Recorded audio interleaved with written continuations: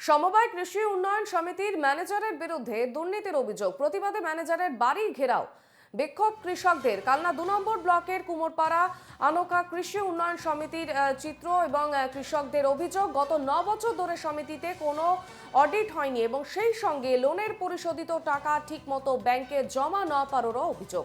প্রতিবাদে বুধবার ম্যানেজারের বাড়ি ঘেরাও করে বিক্ষোভ দেখান সেখানকার কৃষকরা।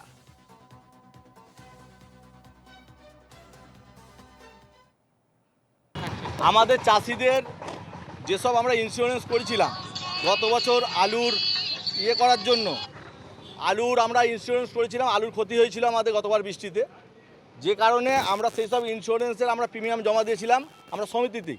আমাদের যেহেতু কাগজপত্র এখানে আছে, সেই হিসাবে আমাদের টাকা, ইন্স্যুরেন্সের টাকা আমাদের সমিতির অ্যাকাউন্টে ঢুকেছিল।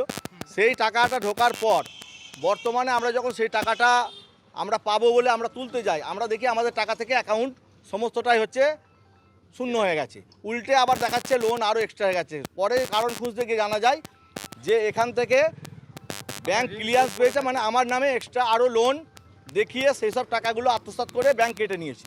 আর ওদের নামে যে প্রকৃত লোন ওদের নামে নেই, শোধ করে দিয়েছে আমার ভুল ত্রুটির জন্যে, বা আমি ওদের নামের থেকে কারুর তুলে অন্য কাউকে দিয়েছি, এরকম ধরনের থেকে ওদের বাকি হয়ে যায়। ওদের দেখুন, আজকে আমাদের 4 বছর লোন বন্ধ, তার আগেকার তো কেস এইগুলো। লেজারের ব্যালেন্স টানতে টানতে ভুল ত্রুটি হয়েছে, বা কারোর নামে লোন বাকি নেই, তার নামে বেশি তুলে আমি তাদেরকে অনেককেও দিয়েছি, প্রমাণও আছে দিয়েছি, দিইনি তা নয়। আবার আমি তখন সেই সময় আমি একটু অন্য লাইনে চলে গেলাম বলে হয়তো কারোর লেখার টোকা ভুলেও হয়তো আমি নিজে খরচা পড়েছি।